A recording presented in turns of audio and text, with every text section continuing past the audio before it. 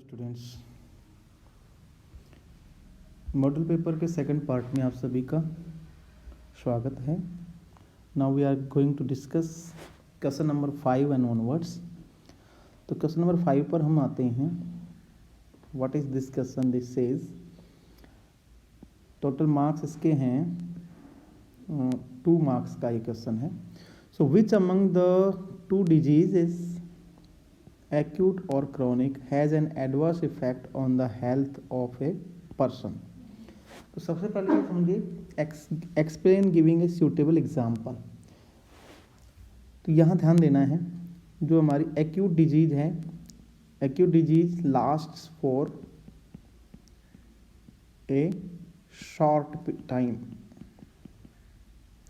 जबकि chronic disease होती है वो क्या करती है, last for a long period of time. Okay, long period तक ये बनी रहती है. Then obviously it's very clear that the disease which lasts for long time will have more adverse effect on the health of a person. Clear? For example, cough and cold, viral fever, these are all acute diseases and these do not affect our health badly and we become well within a week or for some more time. But for some diseases like tuberculosis, that is called TB, which is a chronic disease that affects health drastically and has a long time effect on our body. Clear? Then coming to the और question A, state any 2 conditions essential for being disease free. Disease free होने के लिए 2 conditions कौन कौन सी हैं? तो हम यहाँ पे लिख सकते हैं, एक तो डिजीज फ्री होने के लिए हमें क्या चाहिए, बीइंग डिजीज फ्री के लिए हमें, चलो यहाँ पे लिखता हूँ मैं, first thing is balanced food होना चाहिए हमारा, balanced food. Second thing hygiene जरूर होनी चाहिए, और हाइजीन में भी कौन सी, पर्सनल हाइजीन और कम्युनिटी हाइजीन भी जरूरी है। कम्युनिटी हाइजीन, हाइजीन की स्पेलिंग थोड़ा ध्यान से लिखना, ठीक है। So these are the 2 conditions for being free, disease free. Next question is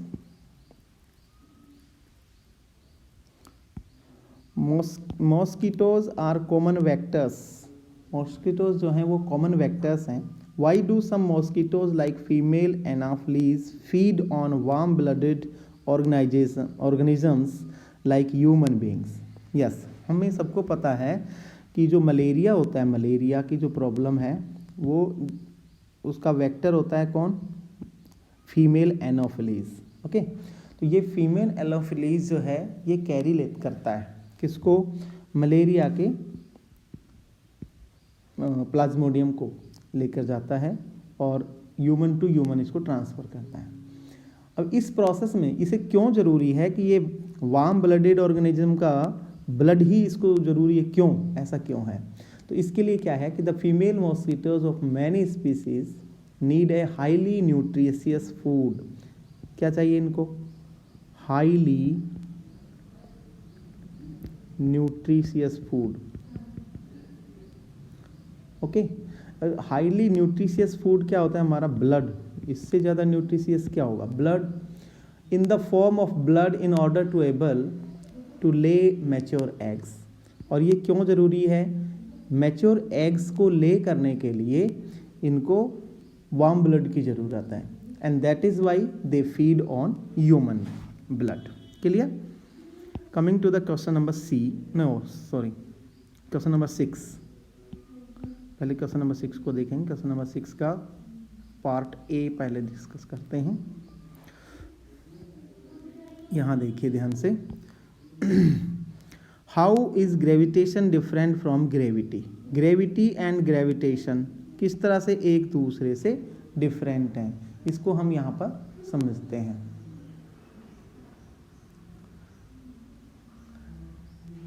देखिए, gravitation is the force of attraction between any 2 bodies. कोई भी दो बॉडीज़, एक बॉडी यहाँ पर है, दूसरी बॉडी यहाँ पर है, इन दोनों के बीच में जो फोर्स ऑफ अट्रैक्शन है, इसको बोलते हैं फोर्स ऑफ अट्रैक्शन। इसी को क्या बोलते हैं हम? ग्रेविटेशन। इसी का नाम क्या है? ग्रेविटेशन।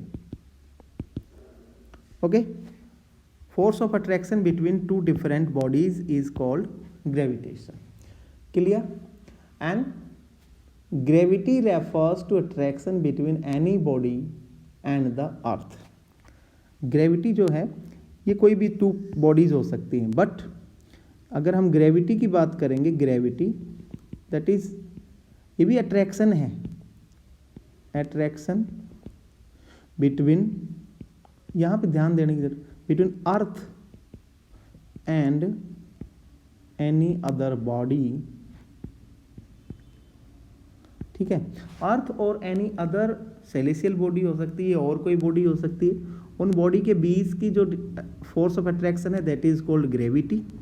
और ग्रेविटेशन क्या है? कोई भी दो, वहाँ पे अर्थ जरूरी नहीं, कोई भी दो बॉडीज जो हैं उन बॉडीज के बीच की जो फोर्स ऑफ अट्रैक्शन है उसको बोलते हैं हम ग्रेविटेशन। क्लियर? अच्छे से समझना, एग्जाम के लिए बहुत इंपॉर्टेंट है। ओके, नेक्स्ट पार्ट बी की तरफ हम आते हैं। What it says, the B, the mass of a body is 9.6 kilogram on the earth. What would be the mass on the moon? ये हम सबको पता है कि मून पर जो मास है वो 1/6 of the mass of earth होता है। तो इसका 9.6 का 1/6 निकालेंगे हम, तो 9.6 का 1/6 कितना हो जाएगा?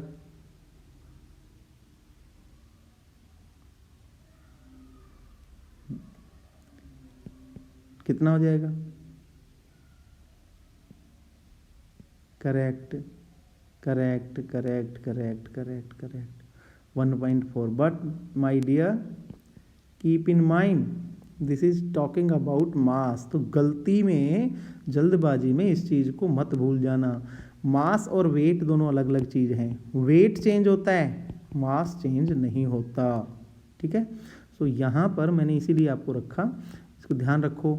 मास ही चेंज हो, मास चेंज नहीं होता है, वेट चेंज होता है। तो अगर हम अर्थ पर हों चाहे मून पर हों, मास जो है वो चेंज नहीं होना। तो जितना मास अर्थ पर है उतना ही कितना किस पे रहेगा? मून पे चले जाओ या किसी और सेलेशियल बॉडी पे हम चले जाएं, मास चेंज नहीं होता है, उसका वेट चेंज होता है बॉडी का। ठीक है, okay, coming to the next point. If the small and big stones are dropped from the roof of a house simultaneously, they will reach the ground at the same time. Why? अगर किसी roof से इनको छोड़ा जाए एक साथ तो फिर क्या होगा? क्यों एक साथ आएंगे ये लोग? तो देखो, the acceleration due to gravity that does not depend upon the mass of the body. Acceleration due to gravity जो जी है वो मास के ऊपर डिपेंड नहीं करता है, does not depend on mass. Clear? So that is why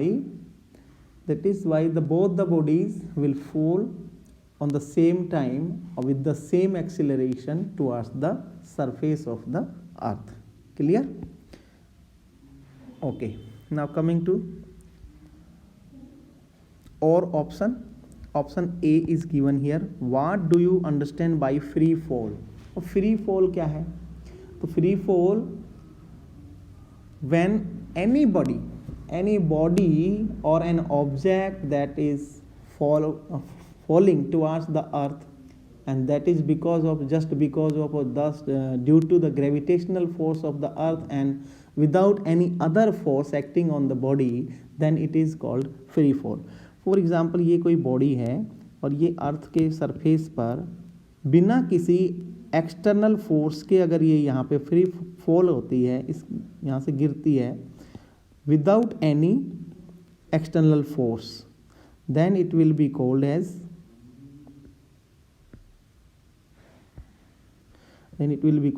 free fall. Clear?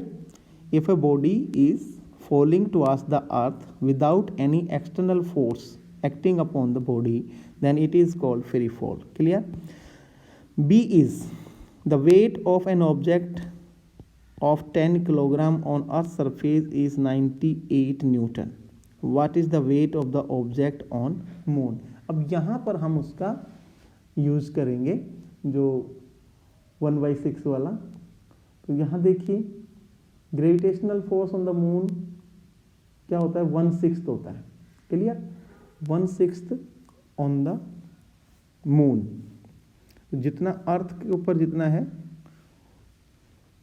Moon के ऊपर उसका 1/3 होगा, 1/6 होगा। तो 1/6 यहाँ पे कितना आ जाएगा, देखिए 98 को डिवाइड करना है किससे, 98 डिवाइडेड बाई या 1/6 से इसको मल्टीप्लाई करेंगे तो कितना आएगा हमारा 16 पॉइंट समथिंग आना है, 16 पॉइंट। इसको डिवाइड करके देख लें आप, 1 3 6 6 2 बचता है, 3 आएगा यहाँ पे। तो 16.3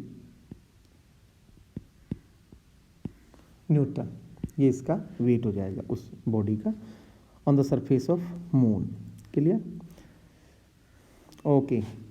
now coming to the question number 7, what will cause a greater change in the kinetic energy of a body? First, changing its mass or changing its velocity। यानी कि कोई काइनेटिक एनर्जी रख रहे हैं, जैसे काइनेटिक एनर्जी का formula 1/2 mv², this is the kinetic energy, isn't it. So 1/2 mv²। अब ये कह रहे हैं कि इसमें चेंज करना greater, with what will cause A greater change in kinetic energy of a body, that is changing the mass. अगर हम मास को चेंज करें तो ज़्यादा चेंज होगा या वेलोसिटी को चेंज करें। तो वेरी सिंपल, देखो ध्यान से, जब वेलोसिटी को चेंज करते हो तो उसका स्क्वायर चेंज होता है। क्लियर, तो जब वेलोसिटी को चेंज करेंगे तो ज़्यादा ग्रेटर चेंज वहाँ पे दिखाई देगा। Clear, okay. Question number B, what it says, work, write an expression for the work done in lifting a body of mass m through a vertical height h।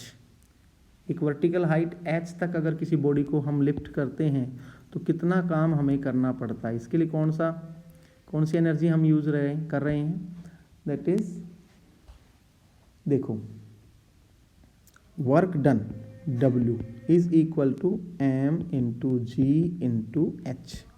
Okay, यहाँ पर हम बात करें m कितना है हमारा, मास क्या होगा, m होगा। m क्या है, बॉडी का मास है,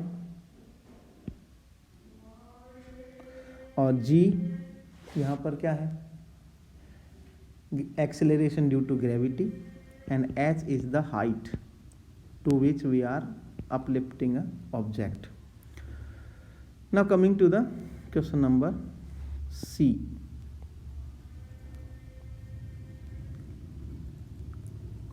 Question number C is here. A pair of bullocks exert a force of 150 Newton on a plow. The field being plowed in 15 meter long. The length of the field is 15 meter. How much work is done in plowing the length of the field? कितना काम करना पड़ेगा यहाँ पर। तो देखो जो काम कर रहे हैं हम, work is equal to force into displacement है ना। इसको कैसे लिखते थे हम, W is equal to F into S for displacement यहाँ पर। अब देखो यहाँ पर हमने काम क्या किया, फोर्स है हमारा, W is equal to force है हमारा 115 न्यूटन और डिस्प्लेसमेंट है 15 मीटर। तो हमारा जो वर्क आएगा वो कितना आ जाएगा, 115 को 15 से मल्टीप्लाई करो तो कितना आएगा 225, ये जीरो लग जाएगा यहाँ पर, इतना जूल, ये क्या होगा, जूल। ठीक है, इससे रिलेटेड एक और वीडियो हमने डाला हुआ है, अगर आपको चाहिए वो वीडियो तो आप कमेंट सेक्शन में बताएं, आपको उसका लिंक भेज दिया जाएगा। क्लियर, आगे देखते हैं, क्वेश्चन नंबर 8 की तरफ चलते हैं। Question number 8 says define the formula unit mass के फॉर्मूले को डिफाइन करना है। ठीक है, the formula unit mass of a substance is a sum of, यहाँ ध्यान दें, अगर फॉर्मूला यूनिट मास की बात करते हैं क्या है एक्चुअली में, ये क्या है, the sum of the atomic masses of all atoms in the formula unit of a compound. ठीक है, किसी भी फॉर्मूले की अगर हम बात करें, उसमें जो यूनिट मास हो जाएगा सब्सटेंस का, उसका टोटल होगा, वही उसका क्या बनेगा, यूनिट मास हो जाएगा। Calculate the formula unit mass of magnesium sulphate. और इसको अगर हम कैलकुलेट करना चाहें तो वेरी इजीली करेंगे। तो यहाँ देखो मैग्नीशियम सल्फेट, सबसे पहले मैग्नीशियम का, फिर सल्फर का, फिर ऑक्सीजन के 4 एटम्स का मास ले लेंगे हम। तो मैग्नीशियम का यहाँ पे देखो दिया हुआ भी है 24 प्लस सल्फर का दिया है 32 प्लस ऑक्सीजन का दिया है 16। इसको 4 टाइम हम क्या कर लेंगे, मल्टीप्लाई करेंगे। तो टोटल जो आएगा हमारा कितना आएगा, 24 प्लस 32 प्लस 64 कितना हो गया, 120। कितना बन जाएगा, 120 यूनिट्स बन जाएगा। Clear. Next, calculate the number of particles in 46 gram of sodium. बहुत अच्छा क्वेश्चन है और इस तरह के क्वेश्चन आते भी हैं और अच्छे भी हैं, ये क्वेश्चन आपको आने भी चाहिए। 46 ग्राम ऑफ सोडियम में सोडियम का मोलर मास दिया है 23 ग्राम। तो हमने एक फॉर्मूला देखा था कि फॉर्मूला क्या है कि capital N is equal to M divided by M capital into N0। N0 का मतलब पता ही है आपको, एवोगाड्रो नंबर है यहाँ पर। सो M जो गिवन है वो है हमारा, ठीक है, 46। कितना दिया है, 46 दिया है यहाँ पर।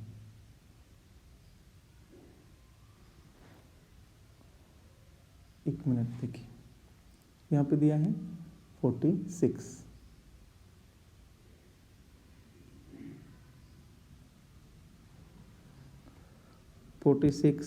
डिवाइडेड बाई मास कितना होगा, 26। इसका 23 दिया है ना, हाँ 23।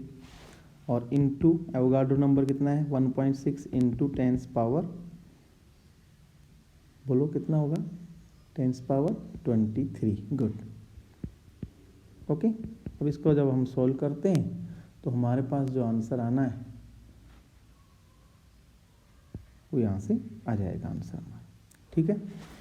46 को यहाँ से मल्टीप्लाई करेंगे तो कितना आएगा यहाँ पे 2। तो n will be equal to 2 into 1.6 into 10 power 23। Then we will get 3.2 into 10 power 23। ये आ जाएंगे number of particles in 46 gram sodium. Clear. दूसरे तरीके से अगर हम देखें तो वैसे भी देखिए 23 जो ग्राम होगा उसमें नंबर ऑफ पार्टिकल्स कितने होंगे, ये 23 ग्राम जो है 1 मोल के इक्वल होगा। This is equal to 1 mole, isn't it, 1 mole.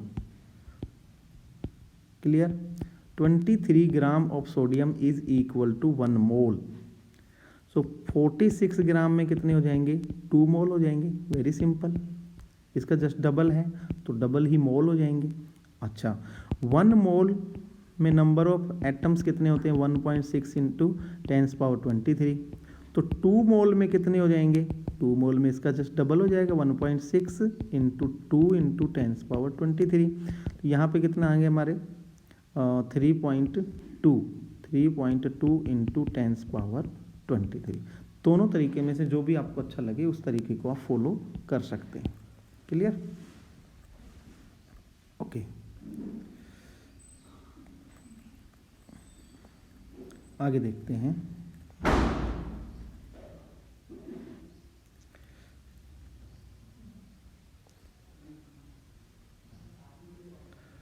Question number 9 जो है उससे पहले क्वेश्चन नंबर 8 है। क्वेश्चन नंबर 8 में